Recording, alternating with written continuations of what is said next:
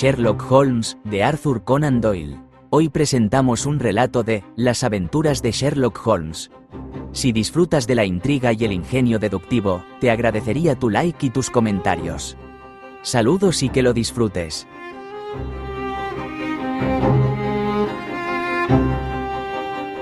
El dedo pulgar del ingeniero. Entre todos los problemas que se sometieron al criterio de mi amigo Sherlock Holmes durante los años que duró nuestra asociación, solo hubo dos que llegaran a su conocimiento por mediación mía, el del pulgar del señor Hatterley y el de la locura del coronel Warburton. Es posible que este último ofreciera más campo para un observador agudo y original, pero el otro tuvo un principio tan extraño y unos detalles tan dramáticos que quizás merezca más ser publicado, aunque ofreciera a mi amigo menos oportunidades para aplicar los métodos de razonamiento deductivo con los que obtenía tan espectaculares resultados. La historia, según tengo entendido, se ha contado más de una vez en los periódicos, pero, como sucede siempre con estas narraciones, su efecto es mucho menos intenso cuando se exponen en bloque, en media columna de letra impresa, que cuando los hechos evolucionan poco a poco ante tus propios ojos y el misterio se va aclarando progresivamente, a medida que cada nuevo descubrimiento permite avanzar un paso hacia la verdad completa. En su momento, las circunstancias del caso me impresionaron profundamente, y el efecto apenas ha disminuido a pesar de los 2 años transcurridos. Los hechos que me dispongo a resumir ocurrieron en el verano del 89, poco después de mi matrimonio. Yo había vuelto a ejercer la medicina y había abandonado por fin a Sherlock Holmes en sus habitaciones de Baker Street, aunque le visitaba con frecuencia y a veces hasta lograba convencerle de que renunciase a sus costumbres bohemias hasta el punto de venir a visitarnos.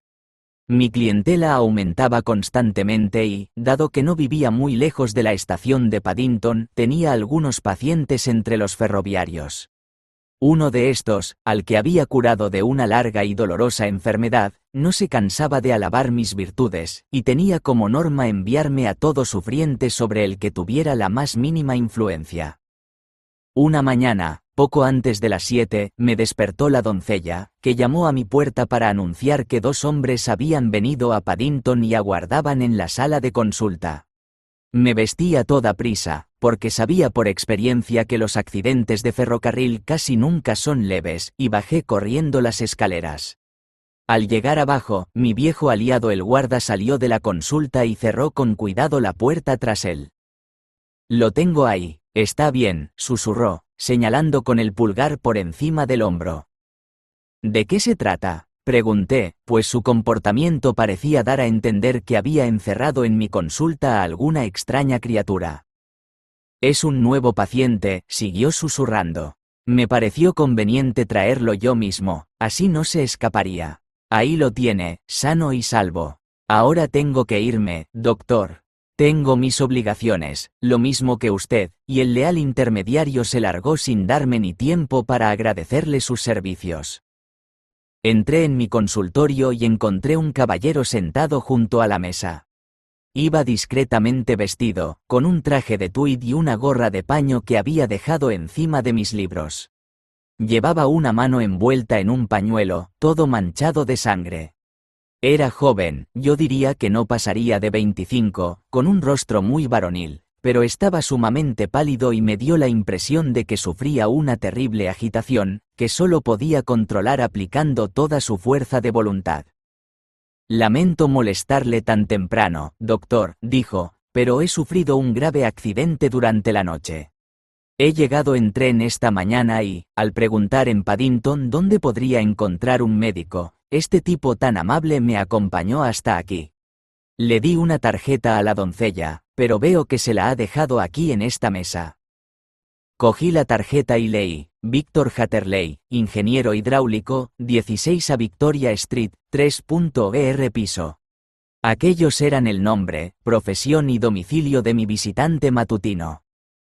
«Siento haberle hecho esperar», dije, sentándome en mi sillón de despacho. «Supongo que acaba de terminar un servicio nocturno, que ya de por sí es una ocupación monótona». «Oh, esta noche no ha tenido nada de monótona», dijo, rompiendo a reír. Se reía con toda el alma, en tono estridente, echándose hacia atrás en su asiento y agitando los costados. Todos mis instintos médicos se alzaron contra aquella risa. «Pare», grité, «contrólese», y le escancié un poco de agua de una garrafa. No sirvió de nada. Era víctima de uno de esos ataques histéricos que sufren las personas de carácter fuerte después de haber pasado una grave crisis. Por fin consiguió serenarse, quedando exhausto y sonrojadísimo. «Estoy haciendo el ridículo», resopló. «Nada de eso. Beba esto», añadí al agua un poco de brandy y el color empezó a regresar a sus mejillas. «Ya me siento mejor», dijo.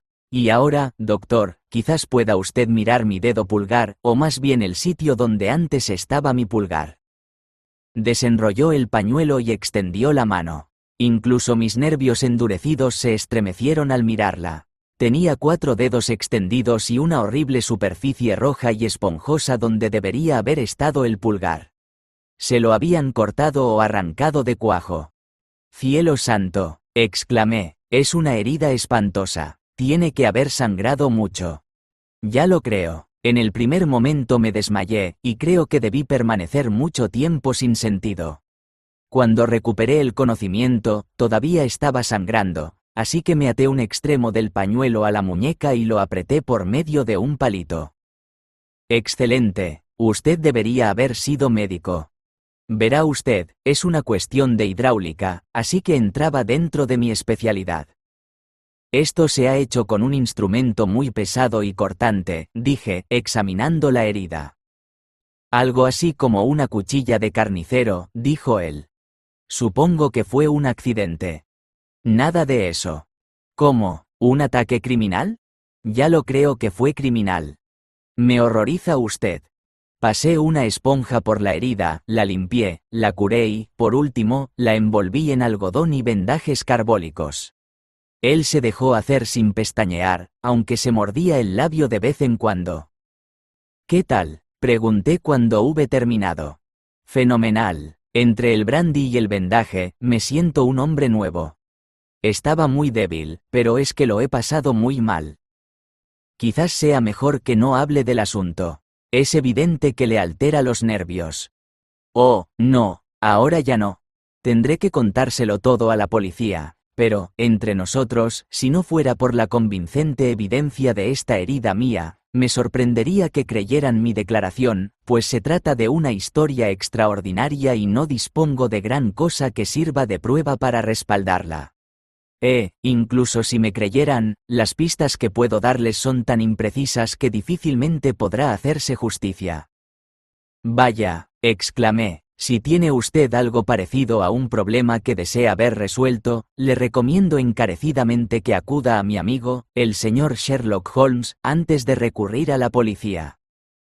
«Ya he oído hablar de ese tipo», respondió mi visitante, «y me gustaría mucho que se ocupase del asunto, aunque desde luego tendré que ir también a la policía. ¿Podría usted darme una nota de presentación? Haré algo mejor, le acompañaré yo mismo a verle. Le estaré inmensamente agradecido. Llamaré a un coche e iremos juntos. Llegaremos a tiempo de tomar un pequeño desayuno con él. ¿Se siente usted en condiciones?» «Sí, no estaré tranquilo hasta que haya contado mi historia». «Entonces, mi doncella irá a buscar un coche y yo estaré con usted en un momento». Corrí escaleras arriba, le expliqué el asunto en pocas palabras a mi esposa, y en menos de 5 minutos estaba dentro de un coche con mi nuevo conocido, rumbo a Baker Street. Tal como yo había esperado, Sherlock Holmes estaba haraganeando en su sala de estar, cubierto con un batín, leyendo la columna de sucesos del Times y fumando su pipa de antes del desayuno, compuesta por todos los residuos que habían quedado de las pipas del día anterior, cuidadosamente secados y reunidos en una esquina de la repisa de la chimenea.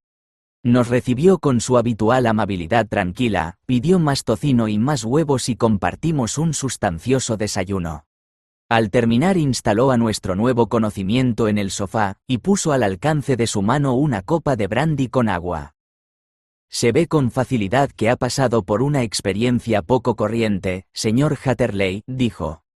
«Por favor, recuéstese ahí y considérese por completo en su casa.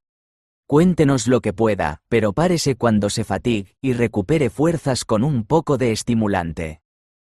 Gracias, dijo mi paciente, pero me siento otro hombre desde que el doctor me vendó, y creo que su desayuno ha completado la cura.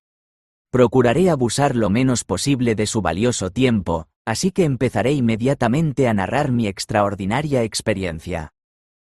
Holmes se sentó en su butacón, con la expresión fatigada y somnolienta que enmascaraba su temperamento agudo y despierto, mientras yo me sentaba enfrente de él, y ambos escuchamos en silencio el extraño relato que nuestro visitante nos fue contando.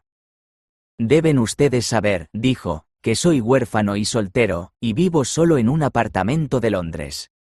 Mi profesión es la de ingeniero hidráulico, y adquirí una considerable experiencia de la misma durante los 7 años de aprendizaje que pasé en Benner y Matheson, la conocida empresa de Greenwich. Hace 2 años, habiendo cumplido mi contrato, y disponiendo además de una buena suma de dinero que heredé a la muerte de mi pobre padre, decidí establecerme por mi cuenta y alquilé un despacho en Victoria Street. Supongo que, al principio, emprender un negocio independiente es una experiencia terrible para todo el mundo. Para mí fue excepcionalmente duro. Durante 2 años no he tenido más que 3 consultas y un trabajo de poca monta, y eso es absolutamente todo lo que mi profesión me ha proporcionado. Mis ingresos brutos ascienden a 27 libras y 10 chelines. Todos los días, de 9 de la mañana a 4 de la tarde, aguardaba en mi pequeño cubil, hasta que por fin empecé a desanimarme y llegué a creer que nunca encontraría clientes. Sin embargo, ayer, justo cuando yo estaba pensando en dejar la oficina, mi secretario entró a decir que había un caballero esperando para verme por una cuestión de negocios. Traía además una tarjeta con el nombre, Coronel Lysander Stark, grabado. Pisándole los talones entró el coronel mismo, un hombre de estatura muy superior a la media, pero extraordinariamente flaco. No creo haber visto nunca un hombre tan delgado. Su cara estaba afilada hasta quedar reducida a la nariz y la barbilla, y la piel de sus mejillas estaba completamente tensa sobre sus huesos salientes. Sin embargo, esta escualidez parecía natural en él, no debida a una enfermedad, porque su mirada era brillante, su paso vivo y su porte firme. Iba vestido con sencillez pero con pulcritud, y su edad me pareció más cercana a los 40 que a los 30. ¿El señor Hatterley?, preguntó con un ligero acento alemán. Me ha sido usted recomendado, señor Hatterley, como persona que no solo es competente en su profesión, sino también discreta y capaz de guardar un secreto. Hice una inclinación, sintiéndome tan halagado como se sentiría cualquier joven ante semejante introducción. ¿Puedo preguntar quién ha dado esa imagen tan favorable de mí?, pregunté. Bueno, quizás sea mejor que no se lo diga por el momento. He sabido, por la misma fuente, que es usted huérfano y soltero, y que vive solo en Londres. Eso es completamente cierto, dije, pero perdone que le diga que no entiendo qué relación puede tener eso con mi competencia profesional. Tengo entendido que quería usted verme por un asunto profesional. En efecto, pero ya verá usted que todo lo que digo guarda relación con ello. Tengo un encargo profesional para usted, pero el secreto absoluto es completamente esencial. ¿Secreto absoluto, comprende usted? Y, por supuesto, es más fácil conseguirlo de un hombre que viva solo que de otro que viva en el seno de una familia. Si yo prometo guardar un secreto, dije, puede estar absolutamente seguro de que así lo haré. Mientras yo hablaba, él me miraba muy fijamente, y me pareció que jamás había visto una mirada tan inquisitiva y recelosa como la suya. Entonces, ¿lo promete? Sí, lo prometo. Silencio completo y absoluto, antes, durante y después. ¿Ningún comentario sobre el asunto, ni de palabra ni por escrito? Ya le he dado mi palabra. Muy bien, de pronto se levantó, atravesó la habitación como un rayo y abrió la puerta de par en par. El pasillo estaba vacío. Todo va bien, dijo, mientras volvía a sentarse. Sé que a veces los empleados sienten curiosidad por los asuntos de sus jefes. Ahora podemos hablar con tranquilidad, Arrimó su silla a la mía y comenzó a escudriñarme con la misma mirada inquisitiva y dudosa. Yo empezaba a experimentar una sensación de repulsión y de algo parecido al miedo ante las extrañas manías de aquel hombre esquelético. Ni siquiera el temor a perder un cliente impedía que diera muestras de impaciencia. Le ruego que exponga su asunto, señor, dije. Mi tiempo es valioso. Que Dios me perdone esta última frase, pero las palabras salieron solas de mis labios. ¿Qué le parecerían 50 guineas por una noche de trabajo? Preguntó. De maravilla. He dicho una noche de trabajo, pero una hora sería más aproximado. Simplemente, quiero su opinión acerca de una prensa hidráulica que se ha estropeado. Si nos dice en qué consiste la avería, nosotros mismos la arreglaremos. ¿Qué le parece el encargo? El trabajo parece ligero, y la paga generosa. Exacto, nos gustaría que viniera esta noche, en el último tren. ¿A dónde? A Eyford, en Berkshire. Es un pueblecito cerca de los límites de Oxfordshire y a menos de 7 millas de Reading. Hay un tren desde Paddington que le dejará allí a las 11:15 aproximadamente. Muy bien. Yo iré a esperarle con un coche. Entonces, ¿hay que ir más lejos? Sí, nuestra pequeña empresa está fuera del pueblo, a más de 7 millas de la estación de Eyford. Entonces, no creo que podamos llegar antes de la medianoche. Supongo que no habrá posibilidad de regresar en tren y que tendré que pasar allí la noche. Sí, no tendremos problema alguno para prepararle una cama. Resulta bastante incómodo. ¿No podría ir a otra hora más conveniente? Nos ha parecido mejor que venga usted de noche. Para compensarle por la incomodidad es por lo que le estamos pagando a usted, una persona joven y desconocida, unos honorarios con los que podríamos obtener el dictamen de las figuras más prestigiosas de su profesión. No obstante, si usted prefiere desentenderse del asunto, aún tiene tiempo de sobra para hacerlo. Pensé en las 50 guineas y en lo bien que me vendrían. Nada de eso, dije. Tendré mucho gusto en acomodarme a sus deseos. Sin embargo, me gustaría tener una idea más clara de lo que ustedes quieren que haga. Desde luego, es muy natural que la promesa de secreto que le hemos exigido despierte su curiosidad. No tengo intención de comprometerle en nada sin antes habérselo explicado todo. Supongo que estamos completamente a salvo de oídos indiscretos. Por completo. Entonces, el asunto es el siguiente. Probablemente está usted enterado de que la tierra de Batán es un producto valioso, que solo se encuentra en 1 o 2 lugares de Inglaterra. Eso he oído. Hace algún tiempo adquirí una pequeña propiedad, muy pequeña, a 10 millas de Reading, y tuve la suerte de descubrir que en uno de mis campos había un yacimiento de tierra de Batán. Sin embargo, al examinarlo comprobé que se trataba de un yacimiento relativamente pequeño, pero que formaba como un puente entre otros 2, mucho mayores, situados en terrenos de mis vecinos. Esta buena gente ignoraba por completo que su tierra contuviera algo prácticamente tan valioso como una mina de oro. Naturalmente, me interesaba comprar sus tierras antes de que descubrieran su auténtico valor, pero, por desgracia, carecía de capital para hacerlo. Confié el secreto a unos pocos amigos y estos propusieron explotar, sin que nadie se enterara, nuestro pequeño yacimiento, y de ese modo reunir el dinero que nos permitiría comprar los campos vecinos.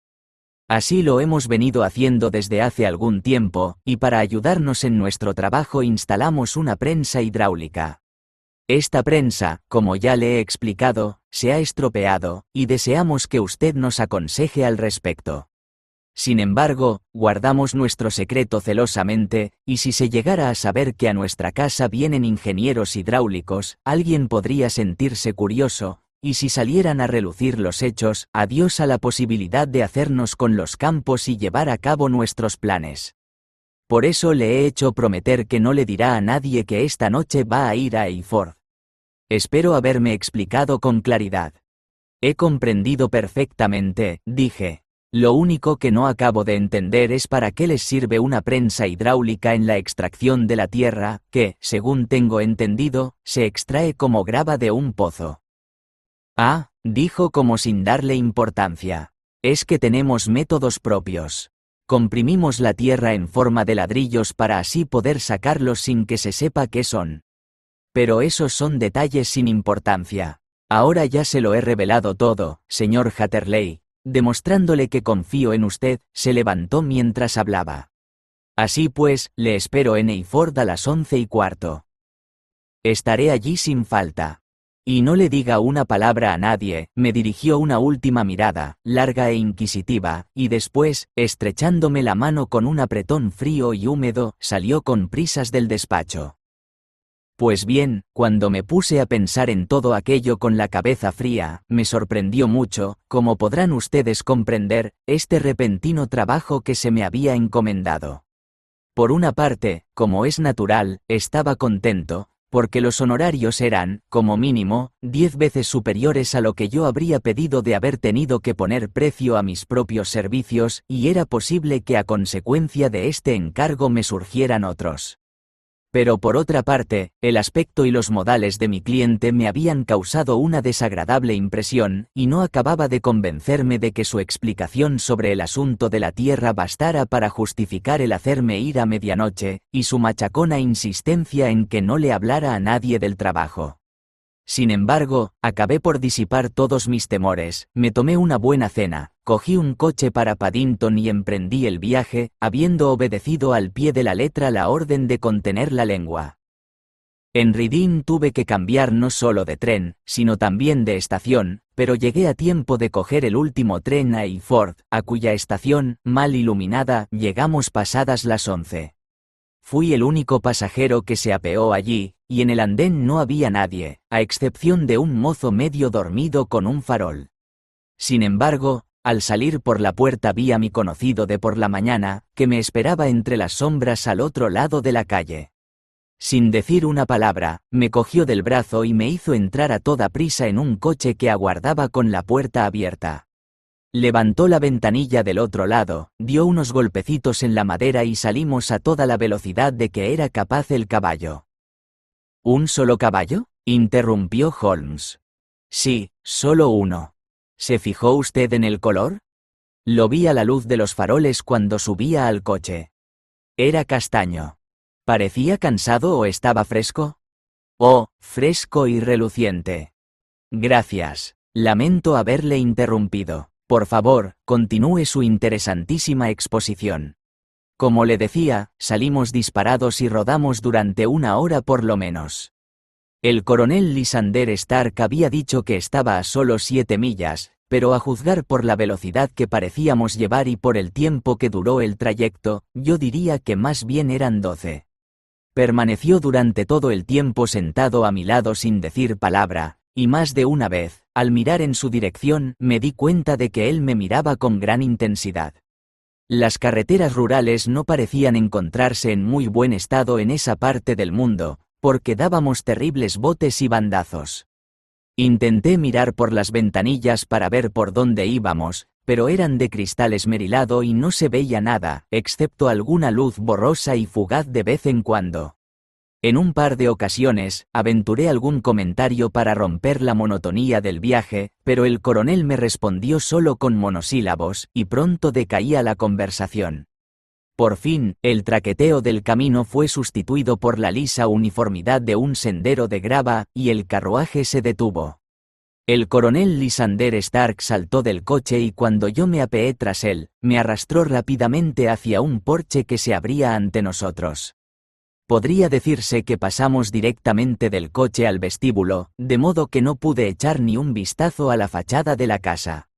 En cuanto crucé el umbral, la puerta se cerró de golpe a nuestras espaldas, y oí el lejano traqueteo de las ruedas del coche que se alejaba. El interior de la casa estaba oscuro como boca de lobo, y el coronel buscó a tientas unas cerillas, murmurando en voz baja. De pronto se abrió una puerta al otro extremo del pasillo y un largo rayo de luz dorada se proyectó hacia nosotros.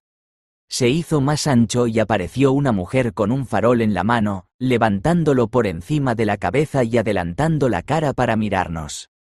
Pude observar que era bonita y por el brillo que provocaba la luz en su vestido negro, comprendí que la tela era de calidad. Dijo unas pocas palabras en un idioma extranjero, que por el tono parecían una pregunta, y cuando mi acompañante respondió con un ronco monosílabo, se llevó tal sobresalto que casi se le cae el farol de la mano. El coronel Stark corrió hacia ella, le susurró algo al oído y luego, tras empujarla a la habitación de donde había salido, volvió hacia mí con el farol en la mano. ¿Tendría usted la amabilidad de aguardar en esta habitación unos minutos?, dijo, abriendo otra puerta. Era una habitación pequeña y recogida, amueblada con sencillez, con una mesa redonda en el centro, sobre la cual había unos cuantos libros en alemán. El coronel Stark colocó el farol encima de un armonio situado junto a la puerta. No le haré esperar casi nada, dijo, desapareciendo en la oscuridad. Le di una ojeada a los libros que había sobre la mesa y, a pesar de mi desconocimiento del alemán, pude darme cuenta de que 2 de ellos eran tratados científicos y que los demás eran de poesía. Me acerqué a la ventana con la esperanza de ver algo del campo, pero estaba cerrada con postigos de roble y barras de hierro. Reinaba en la casa un silencio sepulcral. En algún lugar del pasillo se oía el sonoro tic-tac de un viejo reloj, pero por lo demás el silencio era de muerte. Empezó a apoderarse de mí una vaga sensación de inquietud. ¿Quiénes eran aquellos alemanes y qué estaban haciendo, viviendo en aquel lugar extraño y apartado?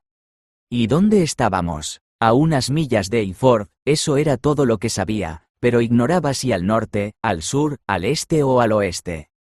Por otra parte, Reading y posiblemente otras poblaciones de cierto tamaño, se encontraban dentro de aquel radio, por lo que cabía la posibilidad de que la casa no estuviera tan aislada, después de todo. Sin embargo, el absoluto silencio no dejaba lugar a dudas de que nos encontrábamos en el campo. Me paseé de un lado a otro de la habitación, tarareando una canción entre dientes para elevar los ánimos, y sintiendo que me estaba ganando a fondo mis honorarios de 50 guineas.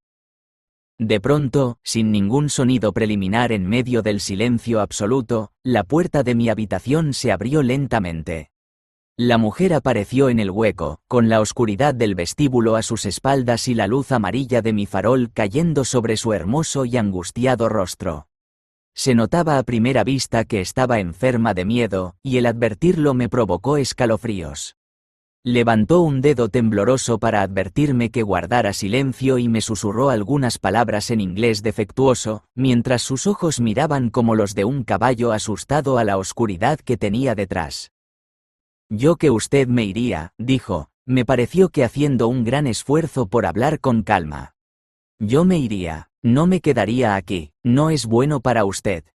«Pero, señora», dije, «aún no he hecho lo que vine a hacer.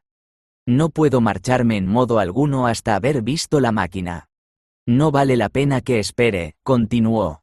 «Puede salir por la puerta, nadie se lo impedirá», y entonces, viendo que yo sonreía y negaba con la cabeza, abandonó de pronto toda reserva y avanzó un paso con las manos entrelazadas. «Por amor de Dios», susurró, «salga de aquí antes de que sea demasiado tarde». Pero yo soy algo testarudo por naturaleza, y basta que un asunto presente algún obstáculo para que sienta más ganas de meterme en él. Pensé en mis 50 guineas, en el fatigoso viaje y en la desagradable noche que parecía esperarme.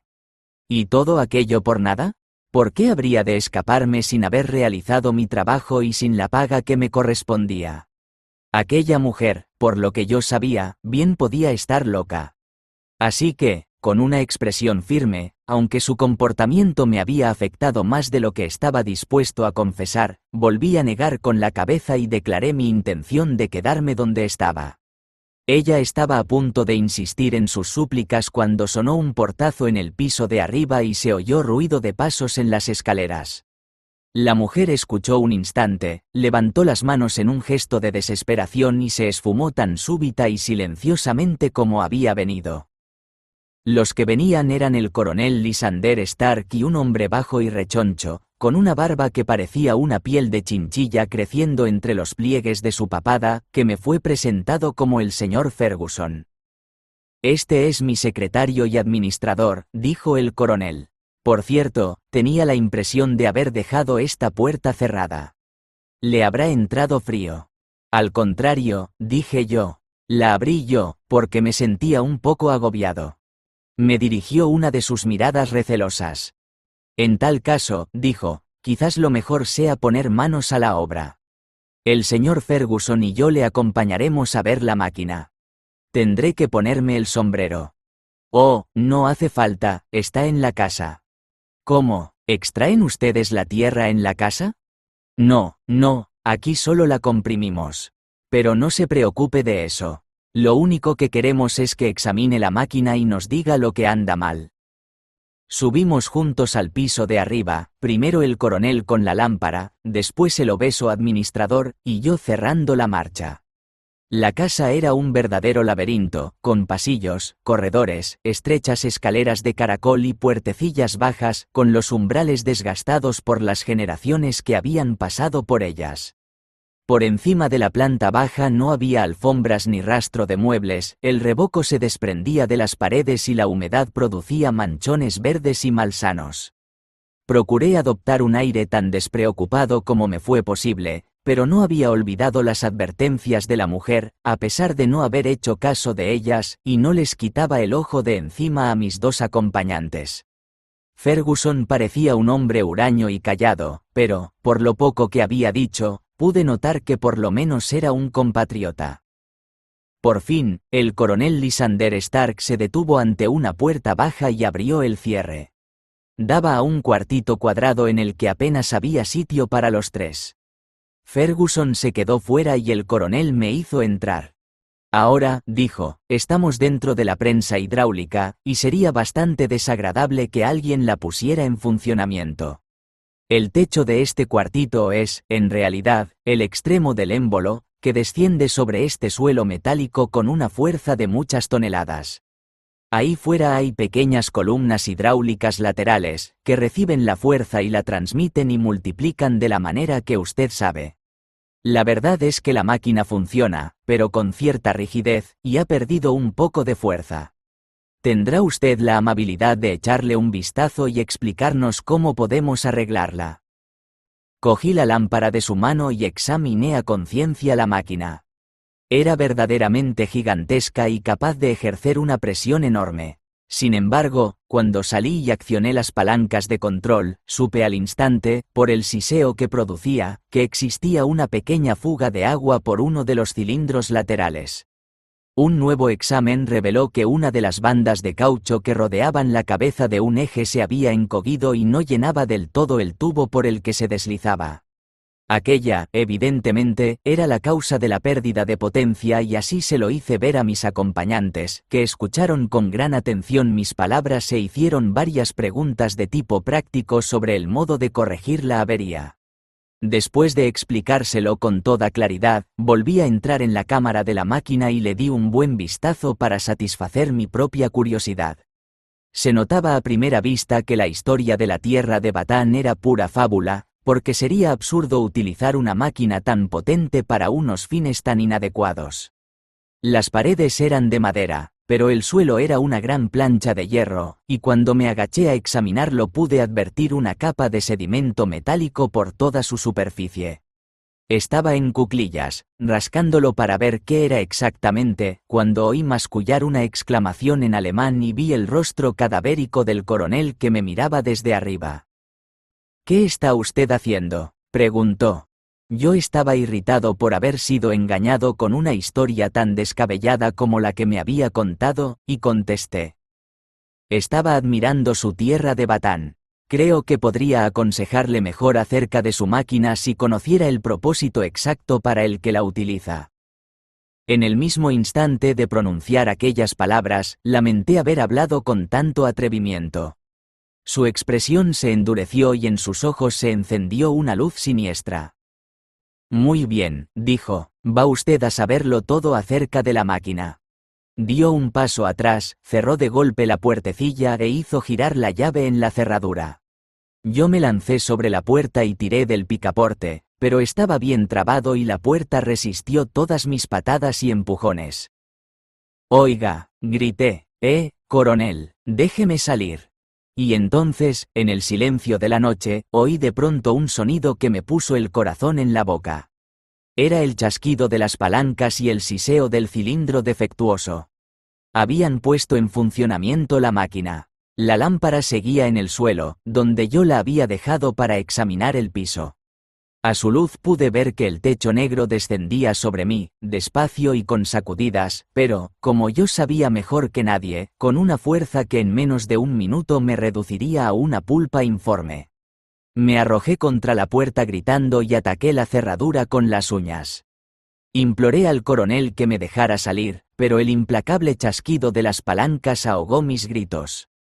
El techo ya solo estaba a 1 o 2 palmos por encima de mi cabeza, y levantando la mano podía palpar su dura y rugosa superficie. Entonces se me ocurrió de pronto que mi muerte sería más o menos dolorosa según la posición en que me encontrara. Si me tumbaba boca abajo, el peso caería sobre mi columna vertebral, y me estremecí al pensar en el terrible crujido. Tal vez fuera mejor ponerse al revés, pero tendría la suficiente sangre fría para quedarme tumbado, viendo descender sobre mí aquella mortífera sombra negra. Ya me resultaba imposible permanecer de pie, cuando mis ojos captaron algo que inyectó en mi corazón un chorro de esperanza. Ya he dicho que, aunque el suelo y el techo eran de hierro, las paredes eran de madera. Al echar una última y urgente mirada a mi alrededor, descubrí una fina línea de luz amarillenta entre 2 de las tablas, que se iba ensanchando cada vez más al retirarse hacia atrás un pequeño panel. Durante un instante, casi no pude creer que allí se abría una puerta por la que podría escapar de la muerte. Pero al instante siguiente me lancé a través de ella y caí, casi desmayado, al otro lado. El panel se había vuelto a cerrar detrás de mí, pero el crujido de la lámpara y, unos instantes después, el choque de las 2 planchas de metal, me hicieron comprender por qué poco había escapado. Un frenético tirón de la muñeca me hizo volver en mí, y me encontré caído en el suelo de piedra de un estrecho pasillo. Una mujer se inclinaba sobre mí y tiraba de mi brazo con la mano izquierda, mientras sostenía una vela en la derecha. Era la misma buena amiga cuyas advertencias había rechazado tan estúpidamente. «Vamos, vamos», me gritaba sin aliento, «estarán aquí dentro de un momento. Verán que no está usted ahí. No pierda un tiempo tan precioso. Venga». Al menos esta vez no me burlé de sus consejos. Me puse en pie, un poco tambaleante, y corrí con ella por el pasillo, bajando luego por una escalera de caracol que conducía a otro corredor más ancho. Justo cuando llegábamos a este, oímos ruido de pies que corrían y gritos de 2 voces, una de ellas respondiendo a la otra, en el piso en el que estábamos y en el de abajo. Mi guía se detuvo y miró a su alrededor como sin saber qué hacer. Entonces abrió una puerta que daba a un dormitorio, a través de cuya ventana se veía brillar la luna. «Es su única oportunidad», dijo, «está bastante alto, pero quizás pueda saltar». Mientras ella hablaba, apareció una luz en el extremo opuesto del corredor y vi la flaca figura del coronel Lysander Stark corriendo hacia nosotros con un farol en una mano y un arma parecida a una cuchilla de carnicero en la otra. Atravesé corriendo la habitación, abrí la ventana y miré al exterior. Qué tranquilo, acogedor y saludable se veía el jardín a la luz de la luna. Y no podía estar a más de 10 metros de distancia hacia abajo. Me encaramé al antepecho, pero no me decidí a saltar hasta haber oído lo que sucedía entre mi salvadora y el rufián que me perseguía. Si intentaba maltratarla, estaba decidido a volver en su ayuda, costara lo que costara. Apenas había tenido tiempo de pensar esto cuando él llegó a la puerta, apartando de un empujón a la mujer, pero ella le echó los brazos al cuello e intentó detenerlo. «Fritz, Fritz», gritaba en inglés, «recuerda lo que me prometiste después de la última vez. Dijiste que no volvería a ocurrir. No dirá nada, de verdad que no dirá nada». «Estás loca, Elisa», gritó él, forcejeando para desembarazarse de ella. «Será nuestra ruina. Este hombre ha visto demasiado. Déjame pasar, te digo». La arrojó a un lado y, corriendo a la ventana, me atacó con su pesada arma. Yo me había descolgado y estaba agarrado con los dedos a la ranura de la ventana, con las manos sobre el alféizar, cuando cayó el golpe. Sentí un dolor apagado, mi mano se soltó y caí al jardín. La caída fue violenta, pero no sufrí ningún daño. Me incorporé, pues, y corrí entre los arbustos tan deprisa como pude, pues me daba cuenta de que aún no estaba fuera de peligro, ni mucho menos. Pero de pronto, mientras corría, se apoderó de mí un terrible mareo y casi me desmayé. Me miré la mano, que palpitaba dolorosamente, y entonces vi por vez primera que me habían cortado el dedo pulgar y que la sangre brotaba a chorros de la herida. Intenté vendármela con un pañuelo, pero entonces sentí un repentino zumbido en los oídos y al instante siguiente caí desvanecido entre los rosales. No podría decir cuánto tiempo permanecí inconsciente. Tuvo que ser bastante tiempo, porque cuando recuperé el sentido la luna se había ocultado y empezaba a despuntar la mañana. Tenía las ropas empapadas de rocío y la manga de la chaqueta toda manchada de sangre de la herida. El dolor de la misma me hizo recordar en un instante todos los detalles de mi aventura nocturna, y me puse en pie de un salto, con la sensación de que aún no me encontraba a salvo de mis perseguidores. Pero me llevé una gran sorpresa al mirar a mi alrededor y comprobar que no había ni rastro de la casa ni del jardín. Había estado tumbado en un rincón del seto, al lado de la carretera, y un poco más abajo había un edificio largo, que al acercarme a él resultó ser la misma estación a la que había llegado la noche antes. De no ser por la fea herida de mi mano, habría pensado que todo lo ocurrido durante aquellas terribles horas había sido una pesadilla. Medio atontado, llegué a la estación y pregunté por el tren de la mañana. Salía uno para Reading en menos de una hora. Vi que estaba de servicio el mismo mozo que había visto al llegar. Le pregunté si había oído alguna vez hablar del coronel Lysander Stark. El nombre no le decía nada. ¿Se había fijado, la noche anterior, en el coche que me esperaba? No, no se había fijado. ¿Había una comisaría de policía cerca de la estación? Había una, a unas 3 millas. Era demasiado lejos para mí, con lo débil y maltrecho que estaba. Decidí esperar hasta llegar a Londres para contarle mi historia a la policía. Eran poco más de las 6 cuando llegué, fui antes que nada a que me curaran la herida, y luego el doctor tuvo la amabilidad de traerme aquí. Pongo el caso en sus manos, y haré exactamente lo que usted me aconseje. Ambos guardamos silencio durante unos momentos después de escuchar este extraordinario relato. Entonces Sherlock Holmes cogió de un estante uno de los voluminosos libros en los que guardaba sus recortes. Aquí hay un anuncio que puede interesarle, dijo. Apareció en todos los periódicos hace aproximadamente un año. Escuche. Desaparecido el 9 del corriente, el señor Jeremiah Hailin, ingeniero hidráulico de 26 años. Salió de su domicilio a las 10 de la noche y no se le ha vuelto a ver. Vestía, etc. Ajá. Imagino que esta fue la última vez que el coronel tuvo necesidad de reparar su máquina. Cielo santo, exclamó mi paciente, eso explica lo que dijo la mujer. Sin duda alguna, es evidente que el coronel es un hombre frío y temerario, absolutamente decidido a que nada se interponga en su juego, como aquellos piratas desalmados que no dejaban supervivientes en los barcos que abordaban. Bueno, no hay tiempo que perder, así que, si se siente usted capaz, nos pasaremos ahora mismo por Scotland Yard, como paso previo a nuestra visita a Eyford. Unas 3 horas después, nos encontrábamos todos en el tren que salía de Reading con destino al pueblecito de Berkshire. Todos, éramos Sherlock Holmes, el ingeniero hidráulico, el inspector Bradstreet de Scotland Yard, un policía de paisano y yo.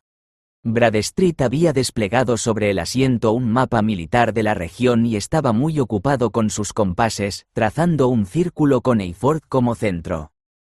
Aquí lo tienen, dijo. Este círculo tiene un radio de 10 millas a partir del pueblo.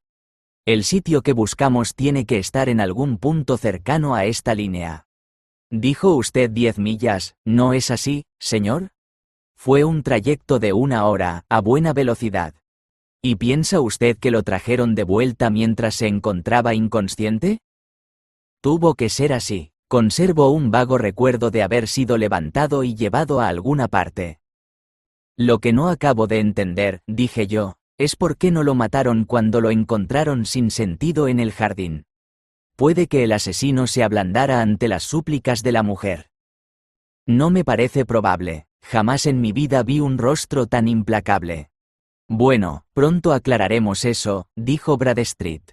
Y ahora, una vez trazado el círculo, me gustaría saber en qué punto del mismo podremos encontrar a la gente que andamos buscando.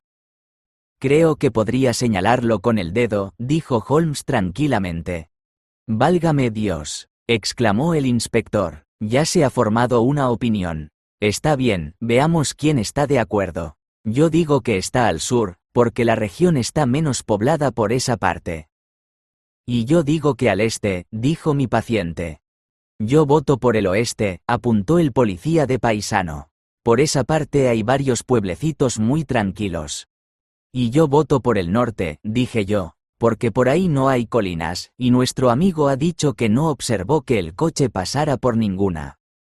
Bueno, dijo el inspector echándose a reír. No puede haber más diversidad de opiniones. Hemos recorrido toda la brújula. ¿A quién apoya usted con el voto decisivo? Todos se equivocan. Pero no es posible que nos equivoquemos todos. Oh, sí que lo es. Yo voto por este punto, colocó el dedo en el centro del círculo. Aquí es donde los encontraremos. ¿Y el recorrido de 12 millas? Alegó Hatterley. 6 de ida y 6 de vuelta. No puede ser más sencillo. Usted mismo dijo que el caballo se encontraba fresco y reluciente cuando usted subió al coche. ¿Cómo podía ser eso si había recorrido 12 millas por caminos accidentados? Desde luego, es un truco bastante verosímil, comentó Bradstreet, pensativo. Y, por supuesto, no hay dudas sobre a qué se dedica esa banda. Absolutamente ninguna, corroboró Holmes.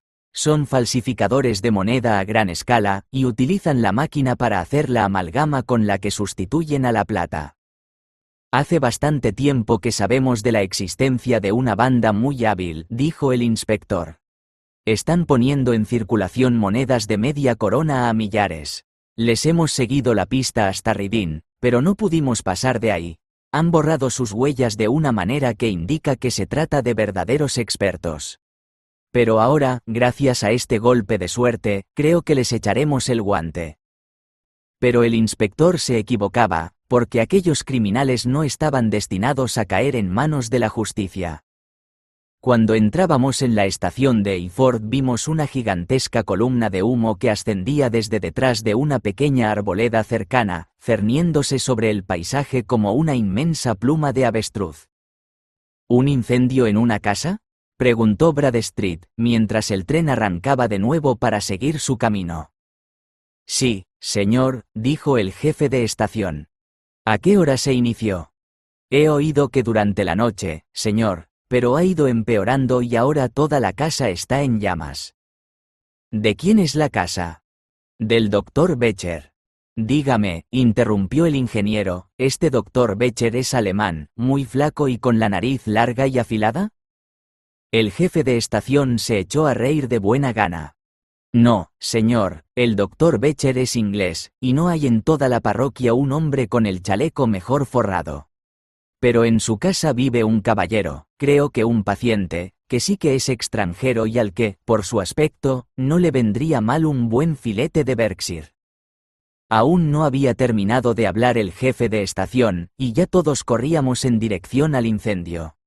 La carretera remontaba una pequeña colina, y desde lo alto pudimos ver frente a nosotros un gran edificio encalado que vomitaba llamas por todas sus ventanas y aberturas, mientras en el jardín 3 bombas de incendios se esforzaban en vano por dominar el fuego. «Esa es», gritó Hatterley, tremendamente excitado. «Ahí está el sendero de grava, y esos son los rosales donde me caí. Aquella ventana del segundo piso es desde donde salté». Bueno, por lo menos ha conseguido usted vengarse, dijo Holmes. No cabe duda de que fue su lámpara de aceite, al ser aplastada por la prensa, la que prendió fuego a las paredes de madera, pero ellos estaban tan ocupados persiguiéndole que no se dieron cuenta a tiempo. Ahora abra bien los ojos, por si puede reconocer entre toda esa gente a sus amigos de anoche, aunque mucho me temo que a estas horas se encuentran por lo menos a 100 millas de aquí. Los temores de Holmes se vieron confirmados, porque hasta la fecha no se ha vuelto a saber ni una palabra de la hermosa mujer, el siniestro alemán y el sombrío inglés.